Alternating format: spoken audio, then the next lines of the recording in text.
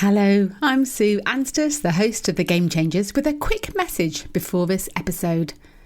As we've had thousands of new listeners in 2023, we thought we'd take this small break between series 15 and 16 to share some of our back catalogue. We've loved listening back to these earlier episodes and hope that you also enjoy hearing from these incredible leaders in women's sport. And while I'm here, don't forget that the whole of my book, Game On, The Unstoppable Rise of Women's Sport, is also free to listen to in Series 13 of the podcast. Every episode is me reading a chapter of the book. Now, it's time for the Game Changers.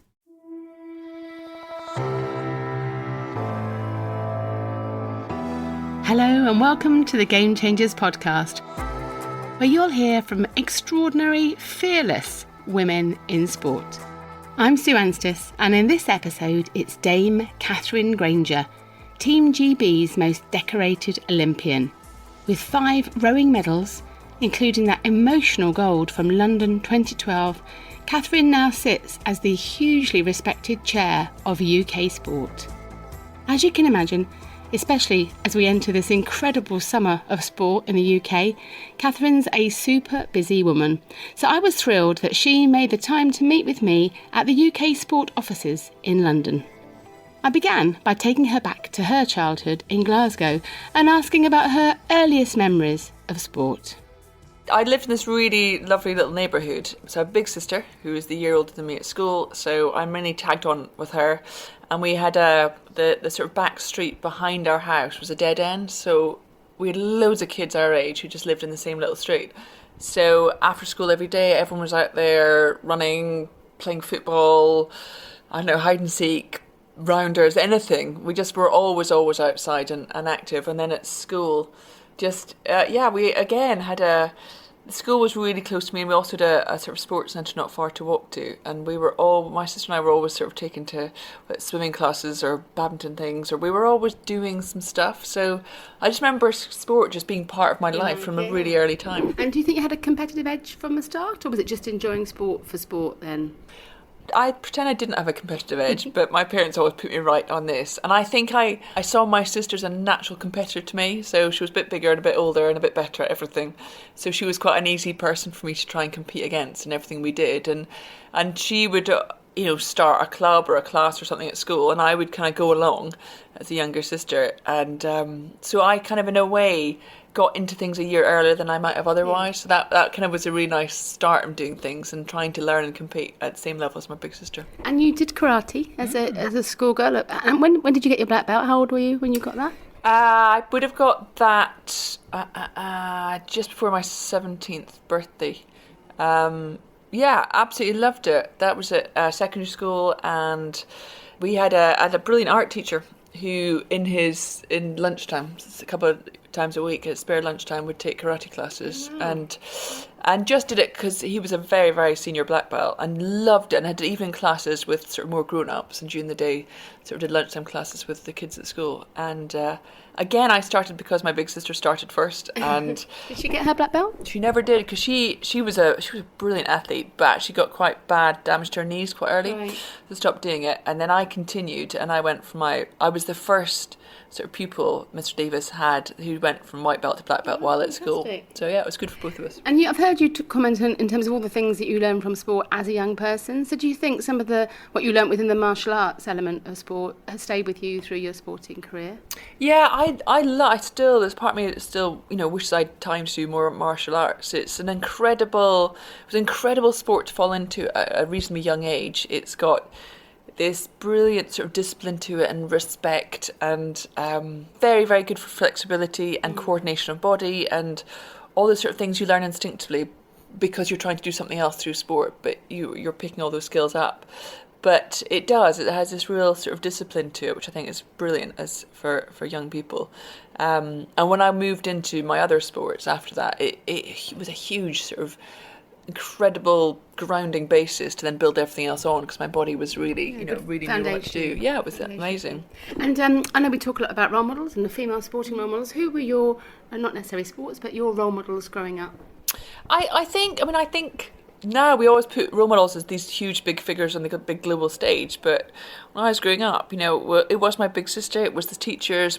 All my PE teachers were female, and they were amazing. And actually, with as I've got older and you look back, and we probably never gave them the kind of recognition they deserved at the time for their level of engagement and extra time they're putting in around classes. And I think teaching is such a hard profession, and you've got tired pupils who aren't always willing to get out there and get muddy in the fields and things. And I had some really special teachers who just had that energy and passion for what they taught, and I think that's quite infectious.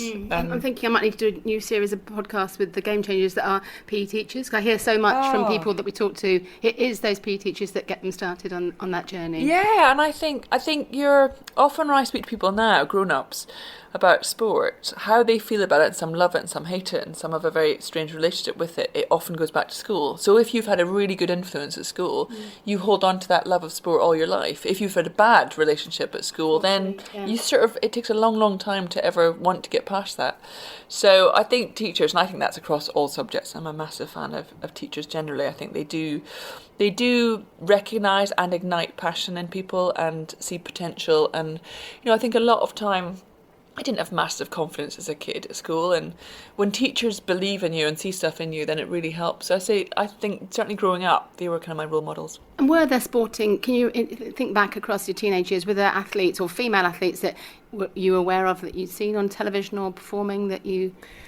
Yeah, I suppose, I was trying to think when I first was kind of aware of the Olympics and stuff, and, always the people like Sally Gunnell and I suppose, Jane Turville with Turville and Dean. It's the big moments of sort of iconic sort of sporting celebration that kind of stays in your memory. I think it's lovely because as I've started to work in sport, you get to meet some of those heroes, and it's incredible. It's incredible when I spent an amazing time with Mary Peters at Commonwealth Games on the Gold Coast, and seeing some of the footage when she won her Olympic gold, and just the joy that she had in sort of winning in sport, it's amazing. I think we're very lucky to have this incredible history of great women. Absolutely. And then on to rowing. I guess you didn't start rowing until you were 17 and at university. What was it that made you first get into the water at university? On the water, not in the water. Definitely didn't want to get in the water.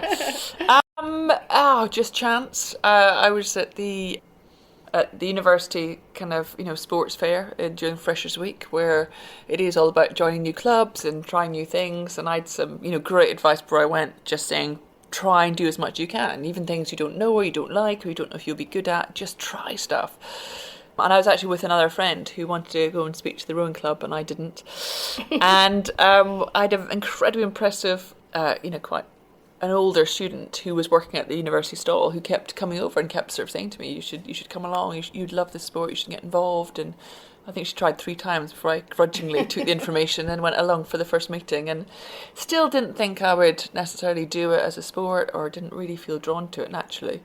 But went to the first meeting and went to the first few sort of sessions to try, and before I fell in love with the sport, I absolutely fell in love with the people I did it with. Right. They were just incredible women who, all sort of first-year students or second-year students who were just brilliant characters. Some of my best friends to this day who are just, were driven and competitive, but fun and engaging and dynamic and all quirky and just a joy to spend time with. And that environment was what hooked me long before the sport did. Water. But when you did get on the water, did you feel like it was the right thing for you quite instantaneously, or no? No, it's not like this moment of epiphany when I sat in a boat and thought this is my future. Okay. No, and I didn't, because of the stuff I'd done at school, I was, physically, a good potential athlete, but I had no technique to speak of, and it took me a good couple of years to really learn the craft well enough. It's one of the things I've heard about rowing that's such a positive leveller almost. I think someone equated it to the learning a musical instrument, or we all come to it and we all can't do it to begin with. So rowing isn't something that you sit in a boat and immediately you're balanced and away. It's not, to me it wasn't an instinctively natural sort of movement. I mean, now it really is. Now it's so obvious to me, and it's just, I do without thinking. But when you first go in, it is incredibly technical, and it doesn't look it. It looks like a very simple movement repeated over and over and over again. But there's so many different sort of parts to it, and you are coordinating your whole body at the same time, doing slightly different things, left and right and front and back. And yeah, I found it really quite tricky. But yeah, I guess I loved learning it. It is an absolute craft to try and learn, and I even when I did it for 20 years internationally, I was still, to the very last day I competed at the Olympic Games, still trying to learn that craft. Yeah, interesting. A bit of a meteoric rise through those 4 years that by the end of your university time you were representing your country. Did it feel like it was super fast as you experienced it, or was it just a natural progression through? No, even in those 4 years, I kind of talk about my whole career, and every athlete will. It's a bit of a roller coaster. You've got amazing highs and lows. But even those 4 years was exactly the same. I had a great first year as a novice, because you're just novice athletes thrown in together and you can get by and not much skill and talent, and we did. And then in my second year I went into the senior team, and that's a very different ball game, and there were some very, very good athletes in that senior team. And I was right at the bottom of it. I wasn't showing great potential there. It took some great sort of volunteer coaches and also some of the older students to help me to sort of achieve potential. So I had a very tough second year of that dawning realisation that it's not going to come naturally. It's going to take a lot of work to get this sport right. And then by the end of my third year, I rowed for Scotland, and then at the end of my fourth year, I went forward to the British trials. So third and fourth year went quickly, but it wasn't a kind of from day one. This is bound to be my future. And it's an important message, isn't it? I've got 3 daughters who've all rowed a little bit, but that whole hoping to master it so quickly, but actually recognising it is about persistence and time and ups and downs and so on. I think sometimes there is that desire to get in and crack it straight off. Yeah, and I think we all want that instant gratification thing, and the one of the lovely things about sport and rowing's one of the good examples is that it's the key to it is really resilience and persistence, and the kind of the good days are good, but then the next day won't be as good, and because it is this sort of, there's a real art and craft to it. It's very subtleties to the stroke and the movement, so you will take a lifetime to really perfect it, and that's one of the massive attractions now. But at the time it can be frustrating, but actually every single person will say the same. It's the reward is in the sort of trying to get that right in itself. And it seemed there's a few students, I know Anna and others, who went to university and then found rowing at university. Is that still possible today, do you think, that someone attending university this autumn could end up on an Olympic team in the future in rowing, do you think? Yeah, absolutely. It's a sport, because it's got a massive sort of power endurance base, it means that you will develop it almost, you can develop that base through most of your life. So a lot of people come to it from other sports, a lot of people with swimming backgrounds or rugby backgrounds, I came from martial arts, who have natural physiques and natural sort of talents in sport will be able to move into rowing quite easily in their late teens. So it's definitely not a stopper. Thought, isn't it? It's never too late. I went on to it for another couple of decades after that. So, it is a sport that you really can take your time to develop and to get right. And obviously your sporting story is so dramatic, and I guess a real story of persistence, a journey of persistence. And I wonder if we could talk through, if we can, to start with those first 3 silver medals. I'm sure it's a story you've told many times, but tell again for us. But perhaps to start with in Sydney, and obviously in the quad at the time there, and losing just by 1 second. But perhaps talk us through. Sydney was a complete success. Sydney wasn't losing anything. Sydney was, we in the whole women's team in the history of British rowing never won any medals at the Olympic Games. So Sydney was all about, could we get onto the podium? And we had a really strong team, but it's hard when you're trying to do something that's never been done. There's no sort of natural pathway. There's no really guidance. We had incredible role models in the men's team. Steve Redgrave was still competing, and Matthew Pinsent, and there's a big focus on sort of rowing because of Steve going for his 5th gold medal, and we got to race the next day, and we were in the final, the 6 boats in the final, but we knew we wanted to be one of the top 3. And to be honest, at that point, a medal, any colour of medal, was as good as any of the other colours. It wasn't that it was just getting on the podium was crucial, and we did, and I was convinced we'd won the bronze medal when we crossed the line, because it was a photo finish between bronze and silver. So we won the silver by 800ths of a second, which was tiny margins. But just getting on that podium, it was the joy we had on that day. If someone had come and given us the gold on top, no one could have been happier. We're already full to capacity of that silver medal. And all the photos of that day is beautiful. It's beautiful Australian sunshine, and it's just fabulous medal and ceremony. And it was the first. It was the breakthrough medal. And the brilliant sort of thing that created was this belief that it was possible in the whole team. Suddenly it had been done. It wasn't a what if and maybe one day. It was a kind of reality now that British women could win the medals in this sport. So we saw a real change in sort of drive and focus, and also it all coincided with wasn't a coincidence at all, with the investment from the National Lottery, and suddenly athletes could train full time and could have access to great facilities, and we got a coach for the women's team, and all these things sort of came in that suddenly you could take the sport very seriously and have realistic ambitions of Olympic Games, not just getting there but actually winning medals there. And we had a brilliant successful team in Athens, where Sydney was the first medal of any colour. Suddenly we had 3 medals in Athens from the women's team, and every boat that went came back with a medal, and that was just unheard of. So the momentum really just kept building right the way through to Beijing. And the silver medal in Athens for me was a huge achievement, because actually it was the first. We had I was in a different boat then, there had some really rocky times leading up to it. So you're in a pair there with Kath. I was in a pair with Kath Bishop, and we won the World Championships the year before. That was our first world title, but I had an injury that year, and we had sort of massive challenges along the way, and you suddenly realise how many, just because you have achieved in the past, it doesn't then make it easier. You will always meet more and more obstacles, and what you get better at is overcoming them. And so the silver medal in Athens is one I'm sort of really personally very, very proud of, both Kath and I. But it was a second silver, so it didn't have the pure surprise and joy of Sydney, but it was still a fabulous result. And whereas you go on 4 more years to Beijing, and by then we really felt we were getting consistent results, and I was back into a quad, and we'd won 3 world titles back to back. So we really were getting familiar with winning and repeated winning. So you kind of get some brilliant habits get built in, and you kind of get the confidence building, and everything falls into place.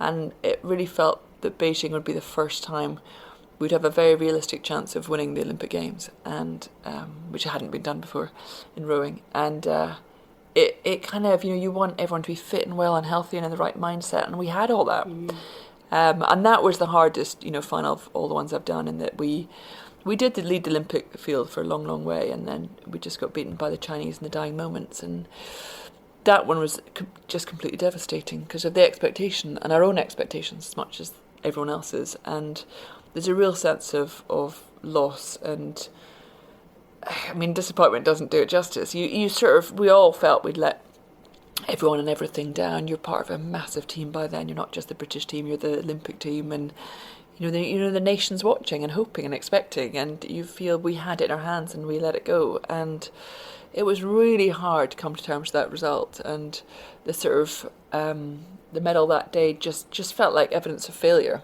rather than it felt like we'd lost something rather than won anything. And that's a horrible, horrible way to sort of be on the podium, coming to terms with that moment. I watched that video again this weekend. With my daughter too. It's just devastating, to see the distress there. But not everybody had been to previous games, is there? So I guess for some of them that was their first Olympic medal. But yeah, as a unit, it still felt so distressing that you hadn't achieved gold. Yeah, for 3 of us, it was our 3rd Olympic Games, so we'd had different experiences across those games. For Annie, was in the boat. She'd just come into the boat sort of quite recently before that. So she'd had great success with us, which had been part of that World Championship winning cruise, so she'd had a great time leading up to it. And this is her first Olympic Games. And I know my first Olympic Games Sydney experience couldn't have been better. I was, it was utter joy, like I said, standing on the Sydney podium. And you absolutely want that for everyone who goes, especially the first time, because it is such an incredible achievement to get to Olympic Games, never mind medal at your first Olympic Games. And my biggest regret from that whole sort of Olympic regatta was the result for Annie, probably of all people, because she deserved, she was a world champion, she deserved to be a very proud Olympic silver medalist, and she was standing next to us in floods of tears as well, but with disappointment, because she knew as much as we all did that we felt we could have won that if we'd got it absolutely right. So it's a tough one. It's a tough one for the others who'd been sort of through our ups and downs, sort of had earned the hard way how good a medal can be and how disappointing. And you felt Annie, for the first time, she had just seen the joy of a medal, and it was a shame she didn't. And you've talked, I know, of a long time of almost overcoming that disappointment.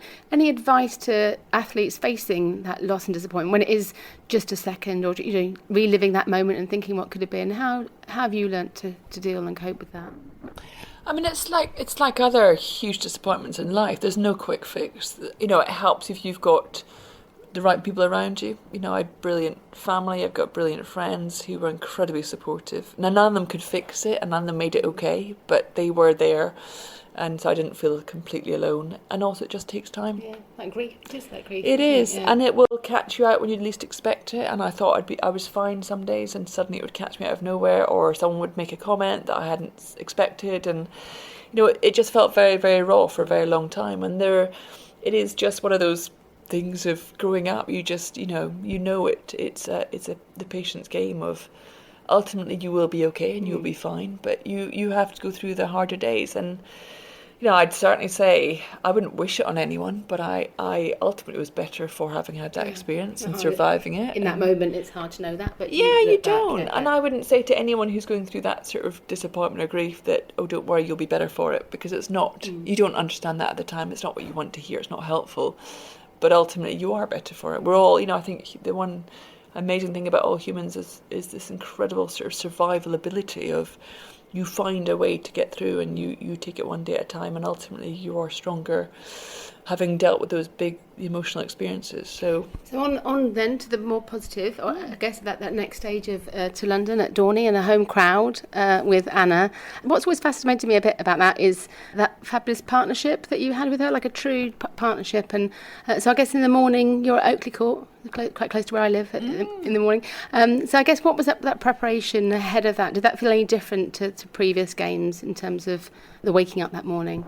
Yeah, and partly we had we had 3 years rowing together. We won absolutely everything we've ever done together. So that gives you incredible confidence in the boat, but also trust in each other. We loved each other's company on and off the water. I absolutely knew she was the best person in the world to have in the boat on that day, and she felt the same. And it's we knew each other so well that we didn't, we spoke all the time, but a lot didn't need to be said through words. And there is that moment the alarm goes off, and you don't need to you don't need the alarm because you're already awake, to be honest, but you don't need to be reminded of what that day is. We've talked about that day for a long, long time, and it was finally the 3rd of August, and the alarm goes off, and you realise this is it. And there is that moment that you will go through, that day you will now share together, that whatever happens, whether it's the result you want or not, you will be forever, bonded by that, this one day we would share. And I think ultimately for both of us, we just felt it was such a privilege and such an opportunity that we had. We were in the best boat we could imagine, and we were in front of a home crowd, and in a summer of sport that lasted through the Olympics onto the Paralympics, where you felt the whole nation were just thrilled by it and excited and warmed by it and inspired, and there's a lovely, positivity to the whole country. There was a real sense of anything's possible, and everyone wanted to be part of something together. It was an incredible united sort of sensation throughout everywhere I went. And in the middle of all this incredible sort of all the bells and whistles and that the Olympic Games can bring to a city and a nation, at the heart of it, it's just ordinary people trying to do the best job they can in the sports that they love. And we got to Dorney Lake, and Lake we'd trained at loads and loads and loads of times, but this was kind of always going to be different, the race of your Olympic final. And I think we felt ready. I think we felt, you always think, I could do with another day or another couple of days, but ultimately we believed we had everything we needed between the two of us and our work with our coach Paul. And there wasn't, we didn't need to say a lot, but the words we had were just incredibly honest. When you have that amazing partnership, you can be incredibly honest and truthful with each other, and I think we just looked forward to it. I think that was one thing. There were still nerves, but there was no dread. There was kind of, really want to get going on this one and deliver a result we think we can. And did that feel different to previous games in terms of waking up and going in that morning? Did you feel calmer or more They all excited feel different. To be honest, they all feel different. You're at different stage, different age, different experience, different knowledge. People with you. Exactly, and everything, it should always feel different.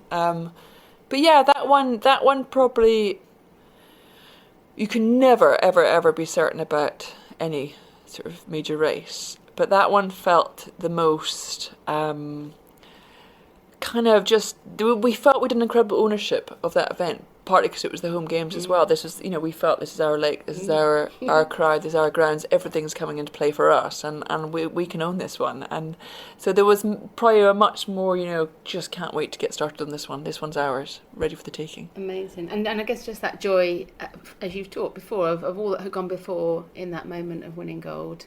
Yeah, and it is, every single athlete will have had a journey to get to any Olympic start line. And I think, for me it was really important not to feel the kind of weight of history or any burden at the start line. You want to feel, it's only about that moment. You're not. First stroke. Yeah, it's just one stroke at a time, and it's just what you need to do. And I don't need to go over my history to know what I was bringing to that start line.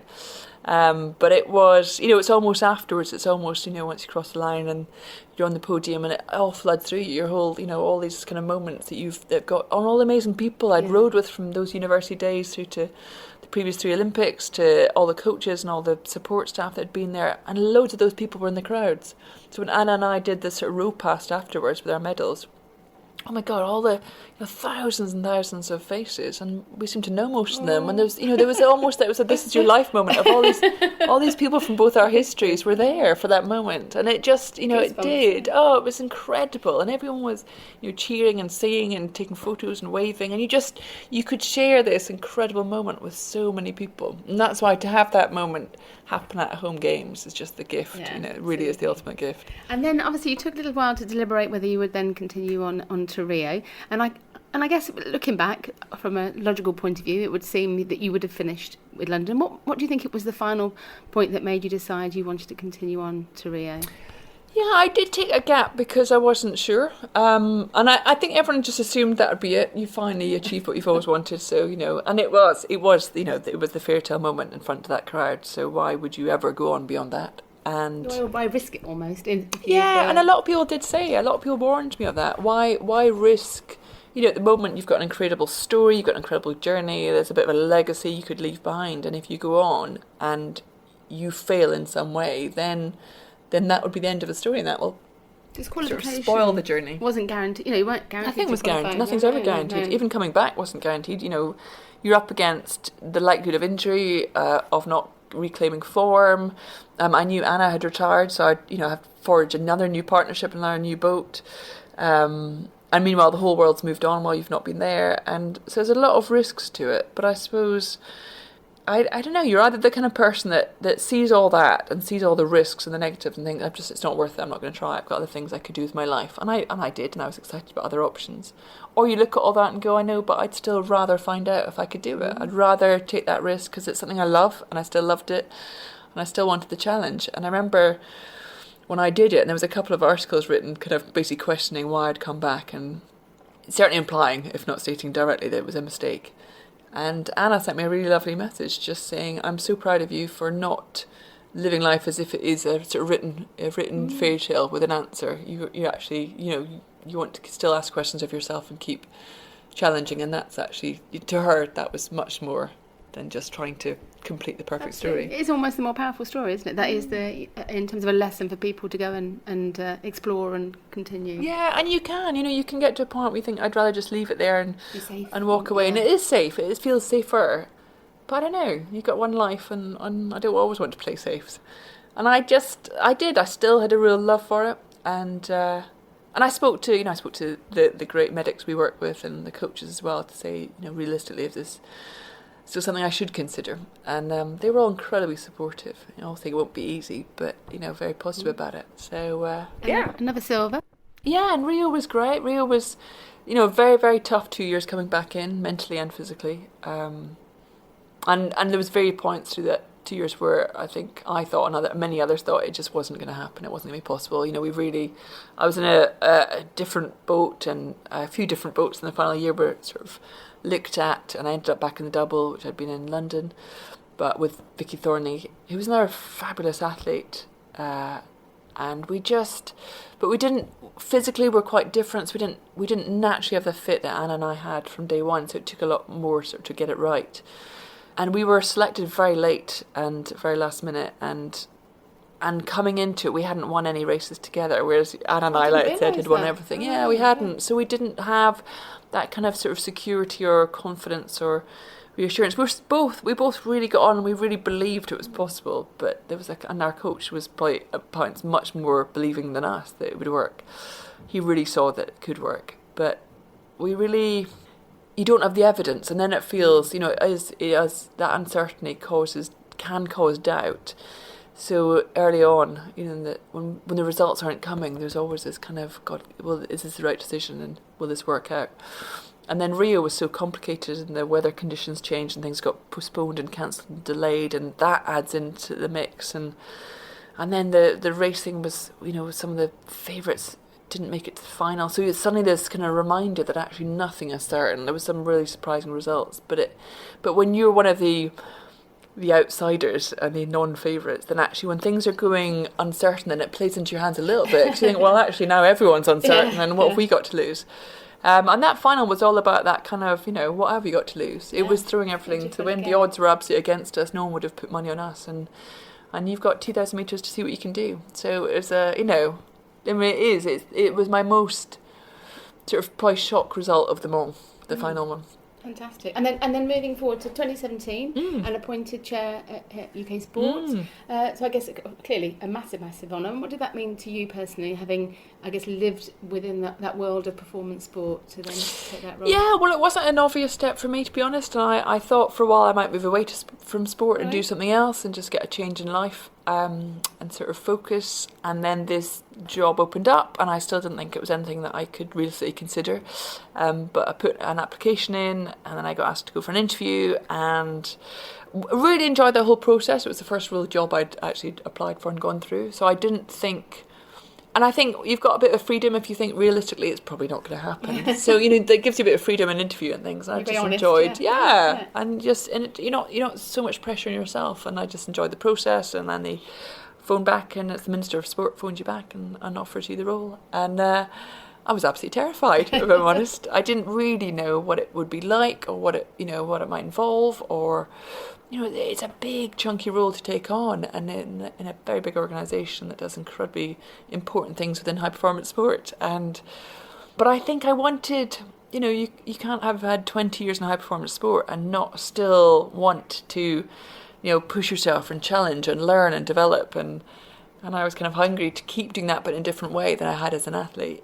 And I'm so glad every single day. I'm so glad I took the job, because it is hard and it does challenge me daily, and I have learned so much in 2 years, but I adore it, and I love the people I work with. I love their passion for what they do and their belief in it, and they've everyone's got such integrity of trying to do the right thing in a very tough environment where you don't have enough answers for everyone who needs them, and you're trying to help guide and steer the way forward for British sport, and that's incredible privilege, and everyone feels that as a responsibility in the right way.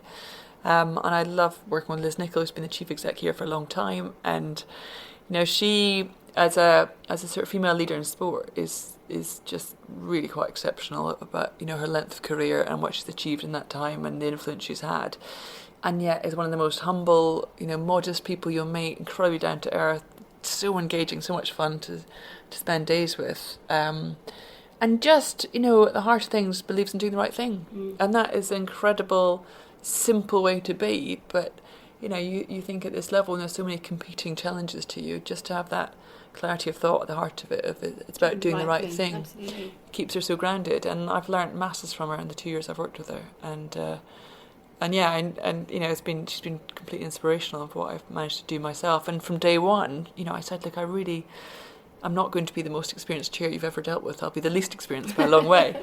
And she said, well, we're going to make you into the best chair you can be. And that's the opportunity you have, and we'll look forward to doing that. And she has done that. And, you know, that is, just being in this working environment, working with fabulous women at this level is just such a privilege. That's brilliant, lovely to hear. And recently you announced a new future strategy for UK sport. And I guess some of the media headlines seem to hook on to the piece about wanting to be at the top of the medals tables. But I think looking further down, it's much more around social inclusion and how we can utilise sport, and that's clearly something you're very passionate about. Yes, the future strategy itself, and it was board strategy, never mentioned, you know, number one on the medal table or those things. What we were asked later was what might be possible if more money would come in. What could be possible? What would it take to top the medal table? So you know, we can do that. We can actually number crunch and work that out. And of course, it makes great headlines. And it, you know, it would be number one on the medal table. Would be, you know, something this country has never done, so it would be exciting, but that's a much longer term strategy. But no, the strategy we've just launched was sort of from post Tokyo, so after 2021. It came off the back of a huge public consultation that got great engagement actually from the public, as well as working groups with people from inside sport, from who work alongside sport, different stakeholders, all different parts of the 4 home nations. And the general response from everyone was, you know, we still love the success that the Olympics and Paralympics brings. We still want to see those brilliant, iconic, inspirational moments.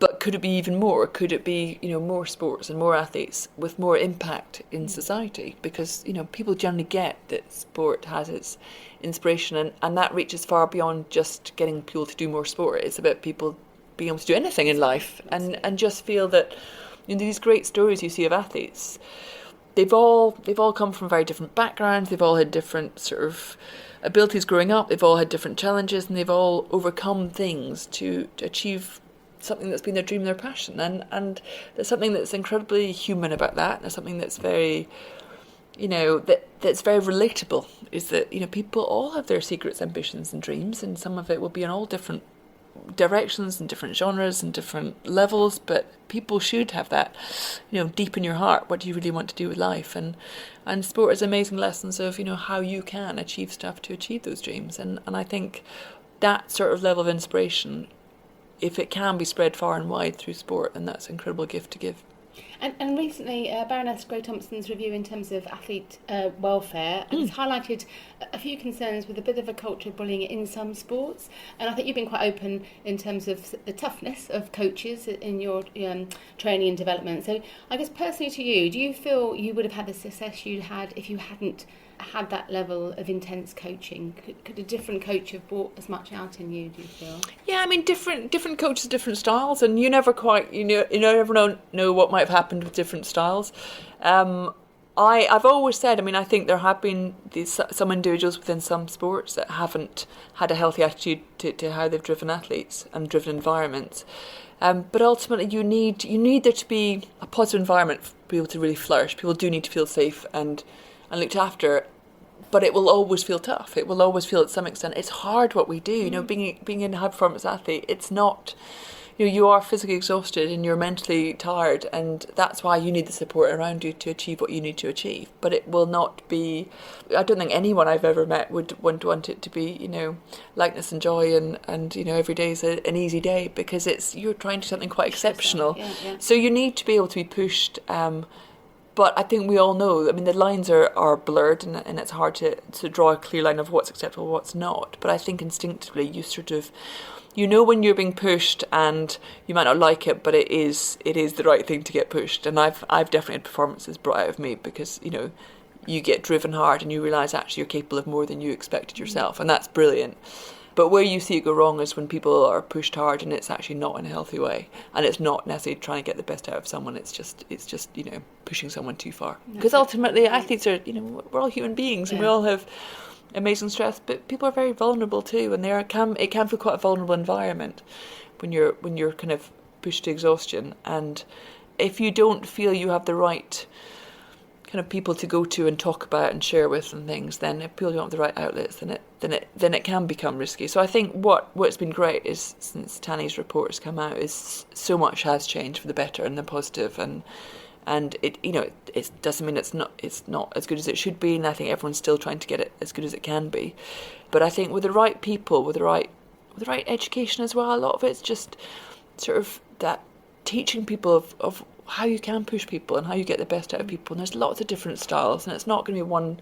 No, there's not one answer, but there's also sort of the education of looking out for signs when people are really struggling and people are asking for help that you might not have understood. So I think there's a greater understanding of just well-being and a healthy environment that's still very possible within a hard competitive environment.